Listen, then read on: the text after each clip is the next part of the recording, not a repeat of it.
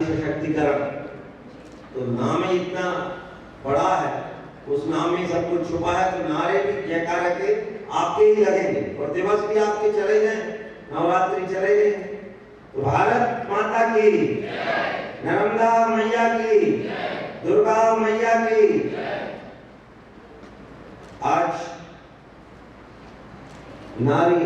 राष्ट्रीय नारी सशक्तिकरण संघ के इस मध्य प्रदेश गौरव रत्न सम्मान 2022 जो इंदौर में आयोजित किया गया है, इस सम्मान समारोह में उपस्थित समस्त मातृशक्ति के चरणों में नमन वंदन करते हुए हमारे बीच में आज विशिष्ट अतिथि जो हमारे बीच से अभी गए, हमारे मध्य प्रदेश सरकार के कैबिनेट मंत्री आदरणीय तुलसीराम जी सिलावट हमारे बीच में वर्तमान में यहाँ पर उपस्थित हैं। हमारे प्रदेश कार्य समिति के सदस्य भाई आशीष जी हमारे बीच में। हमारे प्रदेश के लिए गौरव की बात है जो सेना से रिटायर होकर और लगातार न केवल मातृशक्ति के लिए, सैनिकों के लिए, समाज के लिए, सर्व समाज के लिए संविधान अनुसार लगातार संघर्षरत हैं और महाराष्ट्र में एक क्रांति का जनक मैं उनको कहूं कि न केवल नारियों को जोड़ने का काम, युवाओं को जोड़ने का काम, इस प्रकार का काम किया है। ऐसे हम सब बीच में इस संघ के बुलावे से हमारे बीच में उपस्थित हैं भाई दिलीप जी सूर्यवंशी, एक बार जोरदार तालियों से आपका अभिवादन करें जो लगातार हमारा मार्गदर्शन करते आ रहे हैं। हमारे बड़े भैया जो अब डायरेक्टर हो गए हैं पर्यटन विभाग में, ऐसे उमाकांत जी चौधरी आपका भी बहुत बहुत अभिवादन। हमारी भारतीय जनता पार्टी के प्रदेश के महामंत्री किसान मोर्चा के भाई पुरुषोत्तम जी शर्मा जो लगातार यहाँ हमारे बीच में किसानों के बीच में काम करते रहते हैं। इस संगठन के और समस्त दायित्ववान कार्यकर्ता बंधु, इसमें आदरणीय गौरीशंकर जी और उनकी टीम, मैं इस टीम का हृदय से आभार व्यक्त करता हूं जो लगातार पिछले साल भी मैं गया था ग्वालियर में।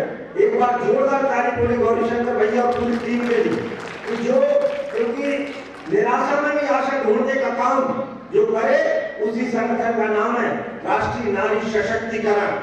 निराशा में आशा इसलिए कह रहा हूं क्योंकि ये ऐसा समय चल रहा है, ऐसा दौर चल रहा है जो एक परिवर्तन का दौर है, विश्व दूसरी दिशा में हमको दिखाई देता है। तो आज इनके सहज आग्रह पर और इस भव्य कार्यक्रम को करने के लिए इस समिति ने जो न केवल कार्यक्रम नहीं होता, कार्यक्रम के माध्यम से जो परिवर्तन समाज में दिखाई देते हैं, क्योंकि एक गैप है।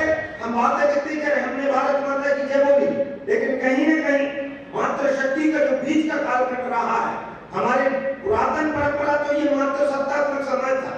आप सबने भी इतिहास पढ़ा होगा, जब सिंधु घाटी की सभ्यता के साक्ष्य हमारे पास आते हैं तो उसमें मातृशक्ति की पूजा का वर्णन हमारे भारत में पहले से ही चला रहा है। ये ऐतिहासिक साक्ष्य जो कार्बन डेटिंग के अनुसार बता रहा हूं। बाकी हम पौराणिक पद्धति से माने तो हमारे देश में तो कहा है यत्र नार्यस्ते पूज्यते रमन्ते तत्र देवता, यत्र दातु न पूजन्ते तदातु फलकिया।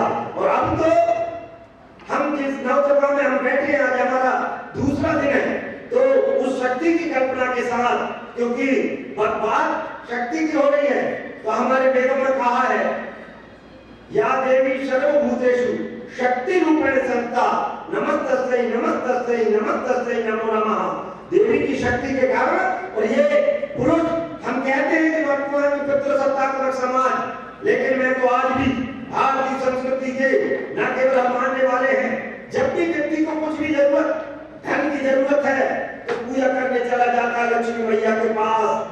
यदि उसको विद्या की जरूरत है तो पूजा करने चला जाता है सरस्वती मैया के पास। यदि उसको शक्ति की जरूरत है तो पूजा करता है दुर्गा मैया की। और विश्व के भरण पोषण की बात करते हैं तो भारत माता की पूजा करते हैं। ऐसी मातृशक्ति को पूजने वाला देश और उस सशक्तिकरण की बात जब हम कर रहे हैं, तो चूंकि नारी जिस प्रकार के स्वरूप में हमारे देश में पूजी गई है, ये केवल पूजी नहीं है, नारी का चरित्र अपने आप में एक अलग प्रकार का, मैं केवल आपके सामने बोल रहा हूं ऐसा नहीं, बड़े बड़े मंचों से मैंने इस बात का आह्वान किया। मैंने बड़े बड़े संत महात्माओं से इस विषय पर चर्चा की है और मैं दावा कर रहा हूं, यदि मेरा भारत आज जो विषमता पूरे देश विश्व में दिखाई दे रही, 2 दिन पहले का घटनाक्रम हमने श्रीलंका का देख लिया, वहां हुआ कोई स्थिति है, वहां आंतरिक गृह युद्ध से छिड़ गया है, इमरजेंसी लग गई है, उसका कारण क्या रहा उस पर हम नहीं जाएंगे।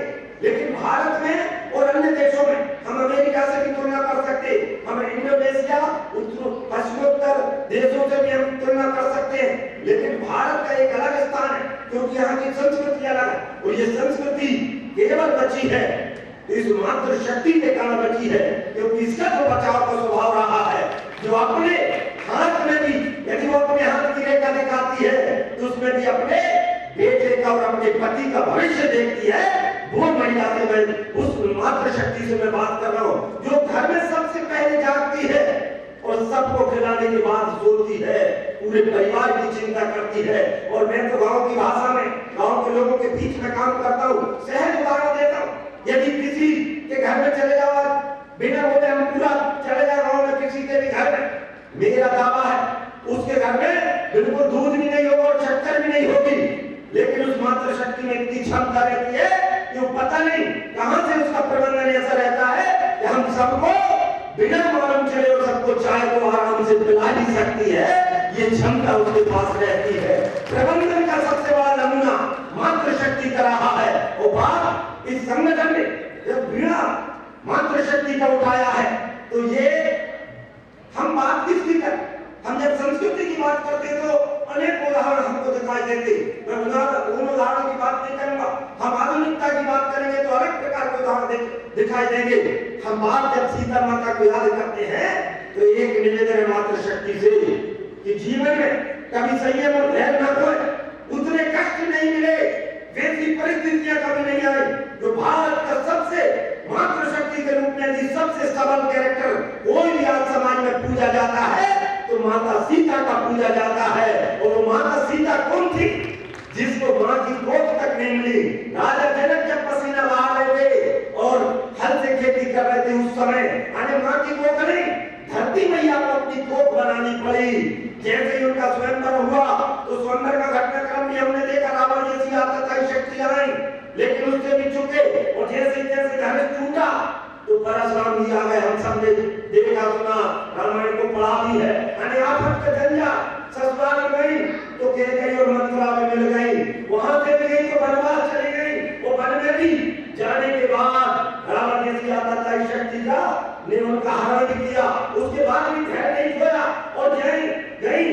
तो मैं ये कल्पना करो कि वो जिस सोने के मृग ये व्यक्ति की जो हमको सीखने लायक चीज है, उस सोने के मृग की जिसकी कल्पना वो परमात्मा के रूप है। लेकिन हमको जो नरलिया करके उन्होंने बताई कि जब सोने का हरण देखा तो भगवान को उसके पीछे भेजा दिया, लेकिन भगवान जब दूर हुए तो सोने की लंका में भी बैठकर सोना देखना पसंद नहीं किया, चित्त में भगवान रहे। उस माता सीता को जब लंका ले गए, लंका से लौट के आई तो अग्नि परीक्षा देनी पड़ी।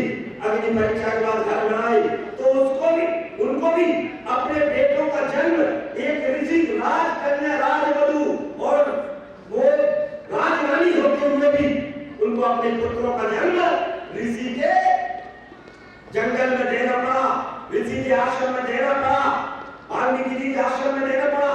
उतने कष्ट आपके जीवन में नहीं आए। और जब अंत में भी परीक्षा की बात आई तो उन्होंने अपने आप को समाहित धरती में कर लिया। इसलिए हे मातृ शक्ति, अपना धैर्य मत खोना। भैया कमजोर होते मैं दावा कर रहा हूं, मैं खुद भी पुरुष हूं, लेकिन मैं ये दावा करता हूं कि हमसे ये वैज्ञानिक आंकड़े भी कहते 6th सेंचुरी जो ताकतवर होता है मातृ शक्ति का ज्यादा ताकतवर होता है। इसलिए मैं निवेदन करता हूं यहाँ भारत पड़ा है।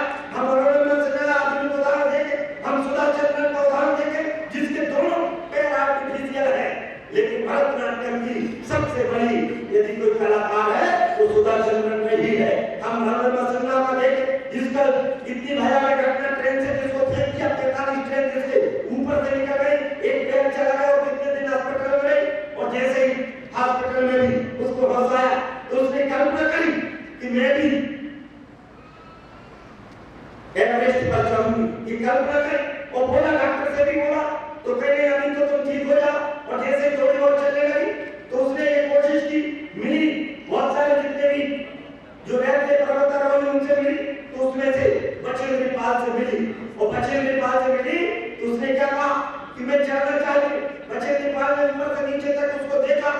उसका आर्टिफिशियल पेड़ भी देखा और बच्चे निकाल करो जवाब कि बेटा एवरेस्ट को तू चल चुकी है, बस तेरे को तिथि तय करना है। और इसलिए मैं आपसे निवेदन करता हूँ कि अभी विषम परिस्थिति ऐसी नहीं है, भारत में कितनी विषम किया जाए, लेकिन समाज में आज अनेकों प्रकार की कुरीतियां दौड़ रही है। मैं किसी समाज विशेष की बात नहीं कर रहा, लेकिन ऐसा और दोषारोपण, कमजोर व्यक्ति हमेशा दूसरों का दोषारोपण करते हैं। और इसलिए मेरा निवेदन है, आप आज भी मेरे भारत में गर्व के साथ आपकी जय बोलते हैं और भविष्य में भी बोलते रहेंगे।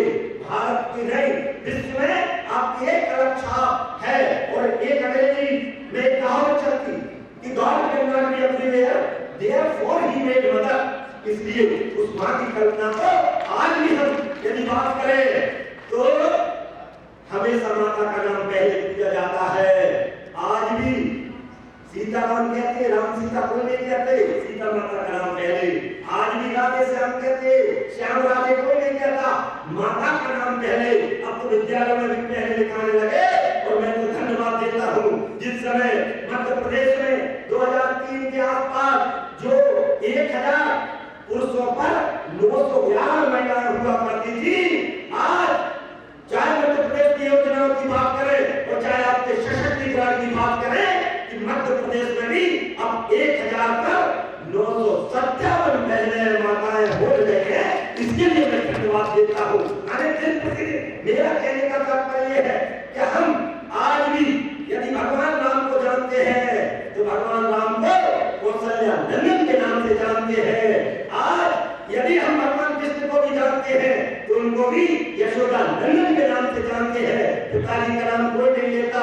आज भी हनुमान जी महाराज को भी हम कहते हैं तो उनको भी अंजलि नंदन के नाम से जानते हैं। इसलिए मेरा निवेदन है, इस मातृ शक्ति में जिसमें सारी शक्ति समाई हुई है, उस मातृ शक्ति के चरणों में नमन करते हुए और नारी